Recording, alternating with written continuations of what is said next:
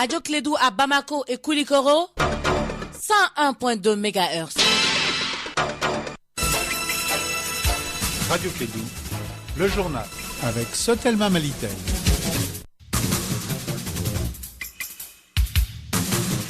Deuxième édition de Clédou Info, bienvenue à tous. Au sommaire de l'actualité, la célébration hier mardi de la journée mondiale du lavage des mains avec pour thème central des mains propres pour tous. Le DDR, comme vous le savez, c'est le processus de désarmement, démobilisation et réinsertion des ex-combattants. Il a été lancé ce week-end dans le centre du Mali.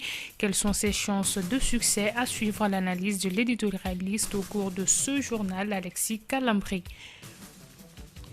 Et puis à l'étranger, seconde journée de manifestation en Guinée-Conakry ce mardi 15 octobre 2019 à l'appel du FNDC qui regroupe l'essentiel de l'opposition et la société civile contre un éventuel troisième mandat du président Alpha Condé.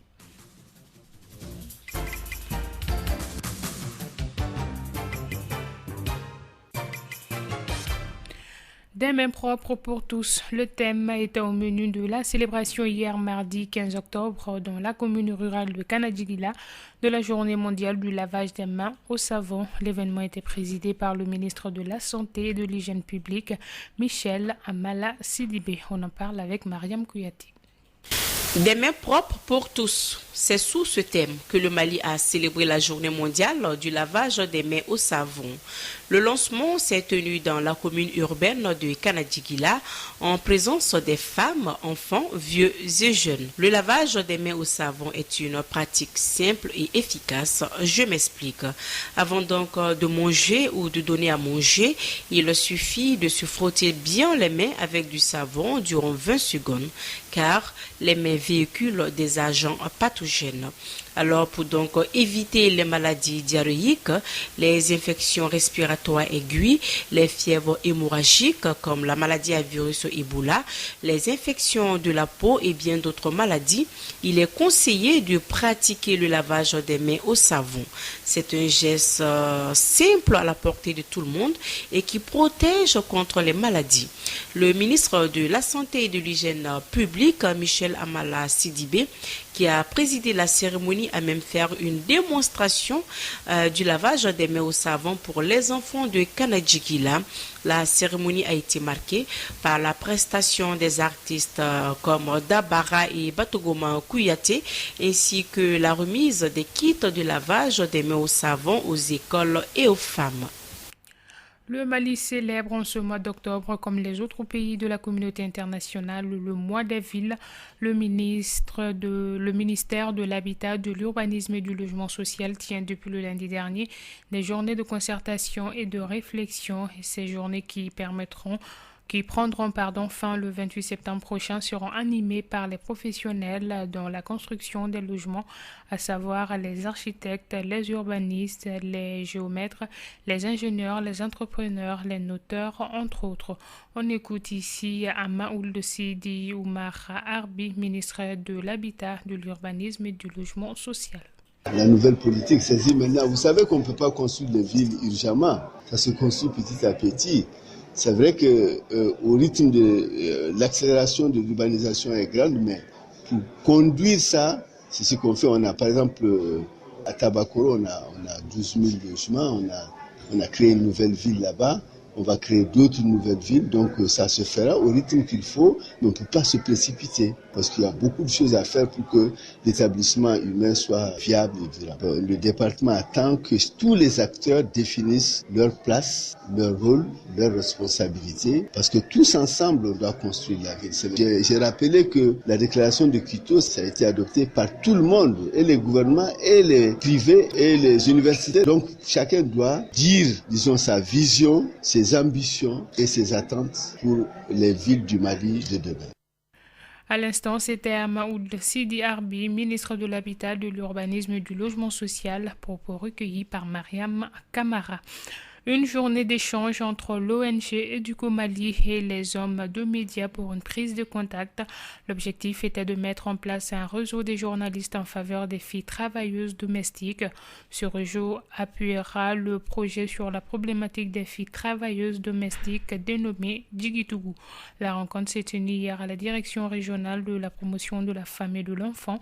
Les détails ici avec Balo Aminata Kone, coordinatrice de la zone Bamako Educo Mali, au micro de Fanta Diakité. Par rapport à cette journée avec les journalistes, l'objectif visé, c'est qu'on puisse avoir l'accompagnement des journalistes sur un projet de protection qui met l'accent sur l'objectif 2 du plan stratégique global de DUCOMEM, donc qui est en lien avec la protection des enfants. Donc par rapport à ça, DUCO est sur un projet dénommé Promotion des droits et protection des filles travailleuses domestiques, communément appelé Djigitougou. Dans ce projet, l'objectif visé est la reconnaissance, la jouissance des droits des filles travailleuses domestiques et aussi à l'amélioration significative de leurs conditions de vie. Donc pour contribuer à une amélioration significative de ces filles, et du coup cela à travers ce projet pour conscientiser les populations par rapport à les problématiques de ces filles travailleuses domestiques, et du coup seuls ou avec d'autres partenaires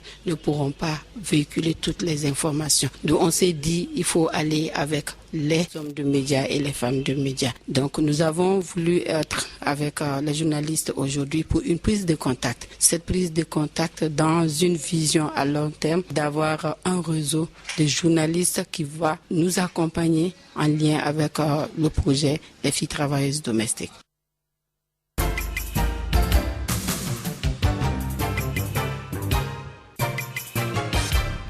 Autre sujet, la Banque du monde rural est en grève de 72 heures depuis ce matin. Les travailleurs de la Banque nationale de développement demandent une augmentation de salaire, une amélioration de leurs conditions de travail et une meilleure gouvernance dans la gestion de l'entreprise. Alassane Sanogo, secrétaire général de la section syndicale de la BNDA. Il y a 3 points essentiellement. Le premier point, c'est une augmentation des salaires suite vraiment au renchérissement du coût de la vie dans le Mali que tout le monde connaît. Nous avons demandé une augmentation de 60%. Et le deuxième point, c'est l'organisation administrative de l'entreprise parce qu'on a constaté vraiment un déficit dans l'organisation administrative de la banque. Il y a des postes vacants qui demeurent depuis 5-6 ans. Des responsables sont partis à la retraite, on n'est pas capable de les remplacer. C'est une décision de la direction, sinon il y a des cadres valables. Donc les postes vacants, nous avons demandé de les pourvoir. Il y a la formation des travailleurs. On a demandé de donner une formation aux travailleurs. Donc voici encore une preuve que les travailleurs ne sont pas assez bien formés. On ne prend pas en compte la formation des travailleurs. Donc essentiellement, ça c'est le deuxième point. Et au troisième point, nous avons un comité qu'on appelle commission paritaire qui décide de la hiérarchisation du personnel. Et qui dit commission paritaire, ça veut dire la mise en face de l'administration et des représentants des travailleurs.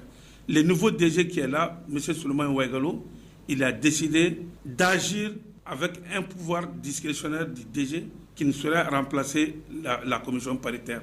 Donc la commission paritaire devait se tenir depuis le mois d'avril. Ils ont refusé de faire la commission paritaire. Et à notre grande surprise, nous avons vu qu'il a fait sortir une liste qui ne peut être que des personnes qui sont proches de lui.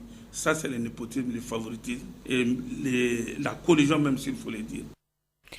Je vous le disais dans les titres, nous attendons de voir que l'armée nationale reconstituée soit capable de relever les défis qui s'imposent à elle. Ces propos sont de l'éditorialiste malien Alexis Kalambri qui s'exprime sur les chances de succès du processus désarmement, démobilisation, réinsertion DDR lancé le week-end dernier à Mopti dans le centre du Mali. Ce DDR spécial permettra d'intégrer 400 ex-combattants des groupes armés et des milices d'autodéfense pour la première phase du processus qui durera 3 mois et par la suite, une partie intégrera les FAMA, les forces armées maliennes et l'autre bénéficiera des financements de ces projets d'insertion. Nous l'écoutons. Ce qu'on peut dire, c'est que priori, on s'en réjouit parce que oui, le défi de l'adhésion a été relevé, en ce sens que nous n'avons pas vu les forces régulières s'opposer un peu au retour des ex-combattants qui avaient déserté, mais également nous n'avons pas vu que ceux qui sont venus se sont plaints de l'accueil ou que les uns et les autres se sont plaints de... Donc sur ce plan, je pense que déjà c'est une bonne chose. Maintenant, le second défi, c'est vraiment de pouvoir voir et constater sur le terrain que cette armée nationale reconstituée est capable de relever des défis, est capable de combattre ensemble et surtout de faire des victoires ensemble, mais surtout que cette nouvelle armée reconstituée amène une paix que nous attendons de voir.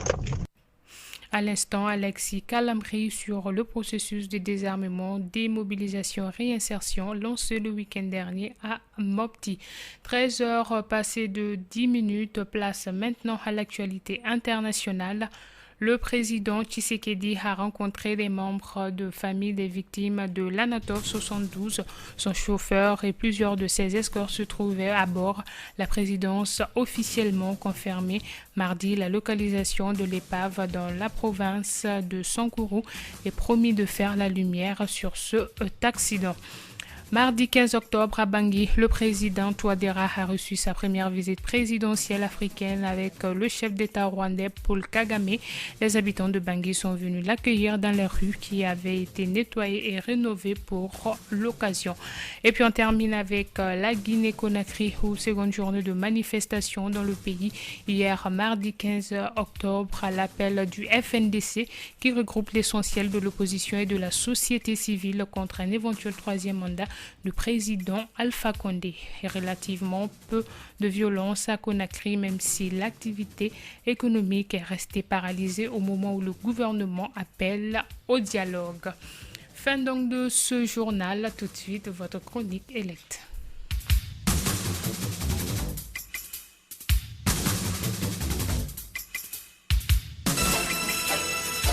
Radio Clédou, le journal avec Sotelma Malitel. Radio Clédou à Bamako.